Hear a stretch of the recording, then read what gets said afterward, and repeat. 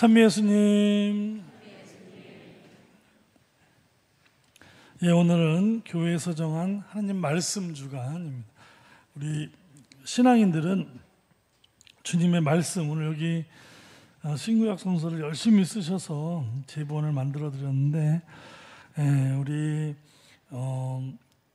다른 것보다 우리가 하나님의 자녀이기 때문에 이제 하나님의 말씀을 간직하고 사는 것, 내가 그 말씀을 담고 사는 것이 신앙인으로서 우리가 어떻게 살아야 될지를, 어떤 우리 마음 안에 하나님 말씀이 없다면 우리가 믿지 않는 사람과 다를 바가 없겠죠. 오늘 루카복음 시작 부분입니다. 이게 어떻게 이 책이 이루어졌는지, 쓰여지게 됐는지 이야기를 하면서 바로 예수님께서 안식일에 해당해서 이사야 예언자의 말씀을 이렇게 읽는 장면이 있죠. 주님께서 나에게 기름을 부어주시니 주님의 영이 나 위에 내리셨다. 주님께서 나를 보내시어 가난한 이들에게 기쁜 소식을 전하고 잡혀간 이들에게 해방을 선포하며 눈먼 이들을 다시 보게 하고 억압받는 이들을 해방시켜 내보내며 주님의 은혜로운 해를 선포하게 하셨다. 이것이 당신과 함께 이 자리에서 이루어졌다라고 이야기를 하십니다. 이게 무슨 말인가? 원래는 이 구약 성서에 나와 있는 이스라엘 사람들은 이 신약의 예수님하고는 조금 다른 면이 있었습니다. 예를 들어서 이 잡혀간 이들, 전쟁에 져서 볼모로 잡혀간 사람들, 이런 일이 여러 번 있었죠. 이스라엘 역사 안에. 그러면 구약 성서를 보시면 사람들이 뭐라고 얘기합니까? 우리가 야훼 하나님 안에서 제대로 살지 못했기 때문에, 죄를 지었기 때문에 전쟁에 져서 적의 포로로 끌려갔다, 이렇게 해석을 합니다. 그렇죠? 그러니까 구약인들은 많은 경우에 어떤 잘못되는 일들, 전쟁에 지거나 포로로 끌려가거나, 또 오늘 보면 가난한 사람, 병든이, 눈먼이, 이런 사람들, 억압받는 것들은 다 하느님한테 죄를 지었기 때문에 그런 일을 당했다라고 이렇게 해석을 했습니다. 그러나 예수님께서 말씀하시는 하느님은 그런 하느님이 아니었습니다. 예수님께서는 잘못한 사람을 벌을 준다거나 그렇게 하시는 분이 아니시죠. 인간에 대한 잘못을 떠나서, 잘잘못을 떠나서 하나님은 사람을 평가하는 분이 아니시라는 거죠. 그래서 오히려 실패한 이들에게 오늘 하나님의 은혜로우심을 선포하고 계십니다. 이게 바로 예수님이 구약인들하고 다른 부분이죠. 어저께 약간 언짢은 일이 있었습니다. 장경동 목사님이라고 아시죠, 여러분? 워낙 텔레비전에서 슈퍼스타 강사로 활동하는 분인데, 그분 교회 블로그에 천주교 신자에서 개신교를 개종한 사람, 제목 자체가 천주교 신자의 증언, 간증, 이리 뭔가를 봤더니 자기가 천주교 다닐 때 말씀이 부족해서 성당 다니는 사람 도대체가 성당에서 성서도 안 읽고 한다 그러면서 개신교에 와서 너무 은혜롭다는 식으로 그거를 자기 그 유튜브 방송에다가 제목을 꼭 그렇게 천주교 신자의 간증 이래갖고 올렸더라고요. 꼭 그런 식으로 이렇게 서로 이렇게 이렇게 서로를 더 잘났느니 못났느니 꼭 그런 식으로 해야 되는지, 참 나이살이나 먹은 목사님 저보다 훨씬 유명하신, 저는 동네에서도 내가 누군지 모르는데 그 유명한 목사님이라는 분이 고작 하는 짓이라고는 그런 식으로 개신교가 훨씬 더 말씀이 좋다는 식으로, 물론 개신교는 말씀의 전례밖에 없기 때문에 우리보다 훨씬 더 말씀을 애정을 갖고 보는, 그러나 아주 솔직하게 그래 한번 얘기를 한번 해보자 이겁니다. 개신교에서 보는, 주로 목사님들이 목회에서 보는 건 구약성서 위주로 설명을 합니다. 맨날 구약 해요. 맨날 아브라함의 축복, 야곱의 축복, 맨날 축복 한다고 말이에요. 잘못된 거는, 그래 개신교의 칼비니즘이나 다 뭡니까? 처음에 개신교 루터파에서 나간 새 개신교 교파에서 여기 개신교에서 오신 분들 불편할지 모르는데, 그냥 사실대로 얘기하자 이겁니다. 그 사람들이 주장하는 게 얀세니즘입니다. 얀세니즘. 잘 사는 사람, 뭐 잘된 사람은 다 하나님한테 복을 받은 거고, 잘못된 사람들은 그 하나님한테 벌을 받았다는 식으로 얘기하는 게 얀세니즘이에요. 이게 구약인들이 생각했던 하느님관입니다. 목사님들은 예수님 말씀 별로 안 해요. 신약은 불편해요. 축복하고는 좀 거리에 먼 얘기만 예수님은 맨날 하시다 보니까 오늘도 그 말씀입니다. 하느님은 그런 분이다 아니다? 하느님은 그런 분이 아니라고 얘기하시는 거예요. 예수님은, 하느님은 실패한 이들을 외면하시는 분이 아니란 말입니다. 하느님 아버지의 사랑은 그런 외면하는 사랑이 아니라 성공과 실패에 구애받지 않으시고, 하느님은 모든 사람을 사랑하시는 자애와 사랑이 깊으신 아버지라고 오늘 우리 예수님께서는 이야기하는, 우리의 성공과 실패가 하느님을 알아보는 기준이 아니라 하느님을 말할 수 있는 기준은 자비와 사랑이라는 거. 우리가 성공했나 실패했느냐를 떠나서 하느님 아버지는 우리 모든 인간을 사랑하신다는 자비하신 아버지이지, 그렇게 어떤 얀세니즘적인 그런 하느님은 아니란 얘기죠. 그래서 제가 그 요한복음 특강 다닐 때, 한창 특강 다닐 때 제가 얘기했죠. 저희 학교 선생님이셨던 분, 아버지도 목사님이고 형님도 목사님이었던 분이 자기 제자가 특강하러, 요한복음 특강하러 온다니까 그 선생님이 저한테 하신 말씀, 아유 신부님이 아니 천주교는 신부도 무시를 당해요. 신부님이 요한복음을 알면 얼마나 그런 생각을 갖고 특강에 오셨던 거예요. 나중에 제 요한복음 특강 처음부터 끝까지 다 들으시더니 지금까지 내가 얼마나 성서를 잘못 알았는지 아주 통렬하게 느끼는 순간이었다는 겁니다. 저한테 와서 너무너무 그때 한 수 배웠다고 너무 감동을 받고 성서를 본인이 잘못 알았다는 겁니다.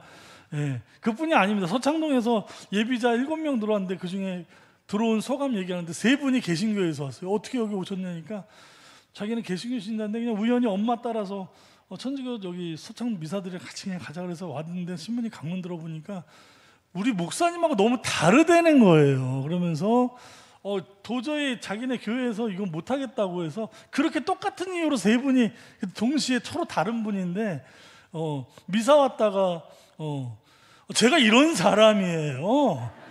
예? 아니 창피하게 박수. 아니 그러니까 내 말은 이게 우리가 구약을 가지고 그렇게 구약을 바라보려면 누구의 창으로 구약을 바라봐야 됩니까? 예수님의 창으로 구약을 바라보지 않으면 우리는 그렇게 구약을 그런 식으로 접근하면 그거는 그리스도교가 아니라 유다교가 되는 거예요. 유대교. 예? 유대교. 모세오경, 탈무드 들어보셨죠? 그냥 구약 하다 보면 유대교지 그게 무슨 그리스도교입니까? 우리가 그리스도교인 것은 예수님의 창으로 이 세상을 바라보고 예수님의 말씀의 창으로 구약 성서를 바라볼 줄 알아야지 그냥 노상 구약에 그냥 축복이나 얘기하고, 그냥 개신교 아직도 그렇게 11조니 뭐니 다 구약적인 그런 완전히 유대교적인 시선으로다가 교회를 운영하고 그냥 기복씨랑 그냥 좀 빌어갖고 잘 빌고 잘 바치면 하느님 많이 주신다. 자기네 종교가 무속신앙이라고 얘기를 하세요. 목사님들이 아예 나한테 자기네는 무속이라고, 이제는 교리도 없대요. 거기 아주 열심한 개신교 신자들, 교수님들이 얘기하세요. 우리는 이제 교리도 없어요. 그냥 이거 그냥 무속신앙 됐다고. 구약으로다가 그렇게 내달리면 그런 꼬라지가 나는 거예요. 우리가 말씀도 예수님의 창으로 바라보는, 오늘 예수님이 그렇게 얘기하시지 않습니까?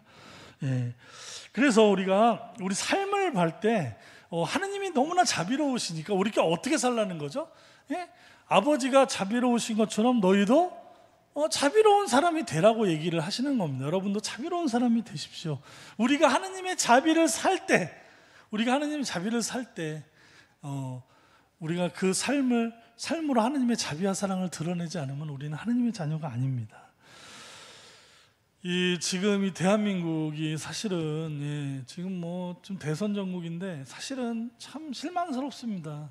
미래 여기 대한민국의 젊은 세대를 위한 정책은 하나도 없고 그냥 미래 세대를 위한 환경 문제라든가 지금 이 빈부격차가 너무 심해졌어요. 민주당이 집권하고 더 심해졌어. 어떻게? 아니 진보가 원래 추구하는 것 그런 게 아닌데 점점 더 벌어지고 상위 5%와 하위 50%가 70배 이상 지금 차이가 난답니다. 예, 어마어마한 나라예요. 우리나라는 모든 게 다 시장 경제로만 다 돌아가. 그러면서 무슨 정말 너무너무 진짜 그 뭐라 그럴까? 야, 이건 함께 살 수 없는, 그냥 젊은이들에게는 절망만 안겨주는 그런 질서로다가 다 만들고, 누구 하나 대선 공약 중에 그런 미래를 위한 대안은 없고 그냥 사람들 입맛에만 맞추고. 미국의 어떤 유명한 목사님이 하도 교회에서 젊은 사람들이 안 나와갖고 설문조사를 했답니다. 왜 교회에 안 나오는지. 1등이 뭐가 나왔는지 아십니까? 목사님은 우리가 원하는 설교만 한다는 거예요. 우리가 듣고 싶은 말만 한다. 그래서 교회에 안 나간다. 아니, 듣고 싶은 말만 하면은 나가야 되는 거 아닌가요? 왜 목사님은 우리 듣고 싶은 말만 듣고 싶은 말만 하는 데는 비전이 없다는 거.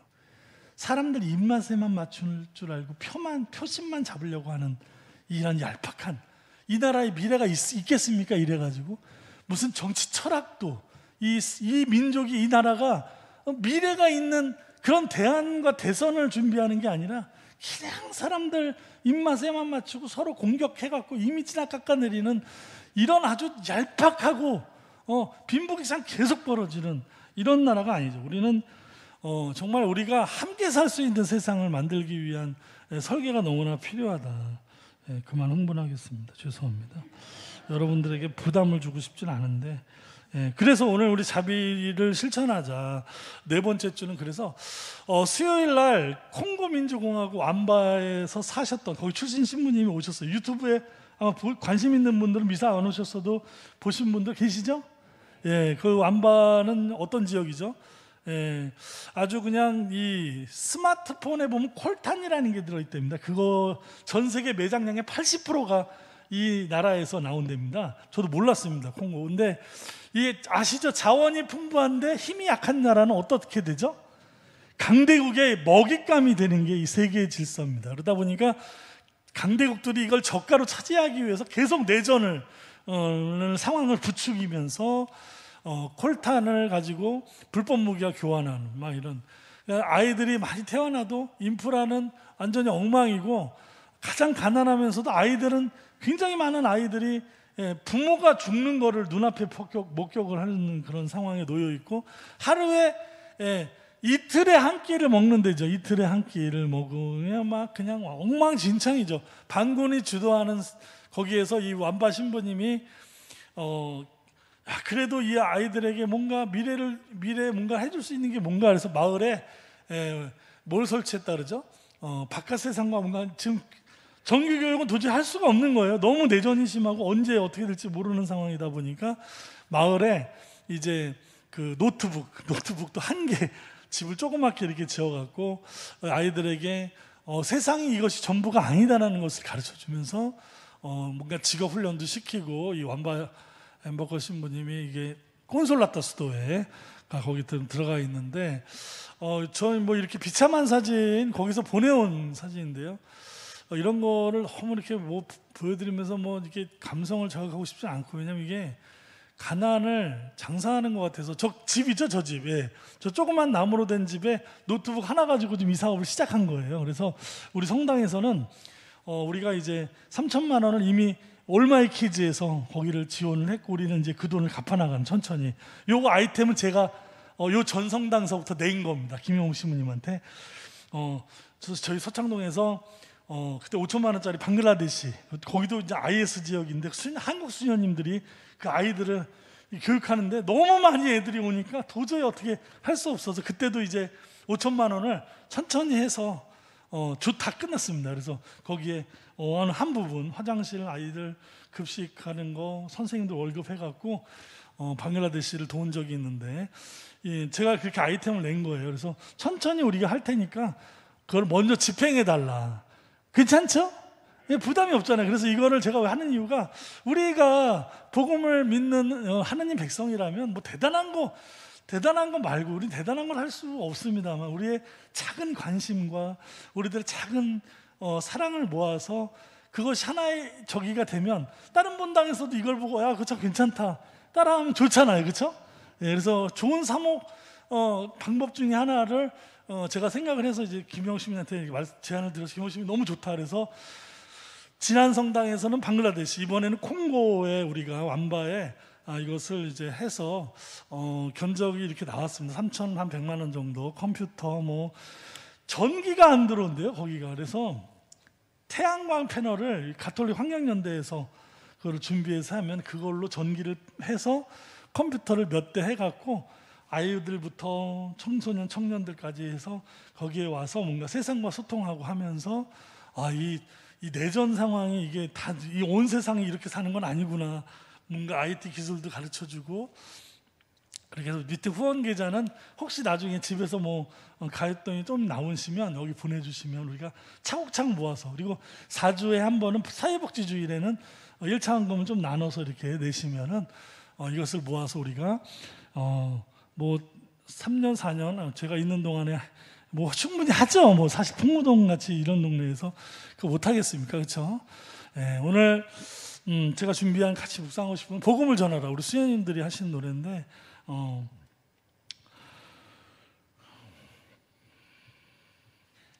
이 가사를 보면 복음을 전하라, 세상에 알려라, 십자가에 드러난 그 주님의 구원, 세상을 구원하신 주, 찬미하라 하늘 땅과 하늘의 모든 별들아 하느님의 사랑을, 춤을 추어라 모든 나라와 온 세상아 환호하여라, 별처럼 빛나는 그 이름 주님의 빛 우리와 함께 모두 외치자 주님의 크신 사랑. 세상 땅 끝까지 가서 구원의 복음을 전하라고 우리 예수님께서 오늘도 우리를 부르시고 우리를 재촉하십니다. 우리가 대단한 존재로 뭐 할 수 있는 건 없지만 우리가 십시일반 마음을 모으고 기도를 모아서 저 세상에 자기 부모가 죽는 걸 보고 먹고 살 수 있는 환경이 다 사라져버린 이 절망의 땅의 아이들에게 뭔가 미래의 작은 예수님의 사랑의 빛을 우리가 심을 수 있다면, 저 지구 반대편 콩고가 어디 있는 나라인지도 모르고 살지만 거기에 우리 성당 신자들이 전해준 작은 빛이 하나 설친다면 또 다른 성당에서도 그걸 보고 세상의 어두운 곳에 작은 빛을, 희망을 줄 수 있는 것들이 바로 오늘 이 시대 우리가 해야 될 작은 또 하나의 그리스도인의 소명이 아닌가. 이 한 주 말씀 주간을 지내면서, 사회복지 주간을 지내면서 우리의 작은 기도와 관심들이 세상의 어떤 곳에서는 참 빛이 된다는 그런 기도와 자긍심으로 이 한 주를 또 사셨으면 좋겠습니다.